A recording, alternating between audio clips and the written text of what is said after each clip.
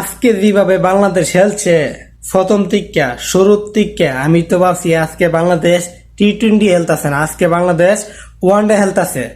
10 ওভারে লেগেছে 71 রান। লাস্টে মনে করেন হেলাটা খেলছে লাস্টে মনে করেন লাস্টের 10 ওভারে লেগেছে 106 রান। যাই হোক, বাংলাদেশ 178 রানে টার্গেট দিছে। রানটা কিন্তু মোটামুটি খারাপ না, ভালোই। কিন্তু আজকে লিটন কুমার দাস দায়িত্ব নিয়ে খেলছে। আজকে মনে হয় লিটন কুমার দাস একজন ক্যাপ্টেন হিসেবে খেলছে। প্রথম জিবিতে বল হাই ছিল, আমি তো ভাবছিলাম শেষ বাংলাদেশ আজকে হুগা মারা সারা। আজকে হুগা মারা হাইলিছে 120-30 রান হইব, 120-30 রান হইব, এর বেশি হইব না। কারণ কেন, তুই 25 বল হাইছে, এবার 31 রান করে গেছে।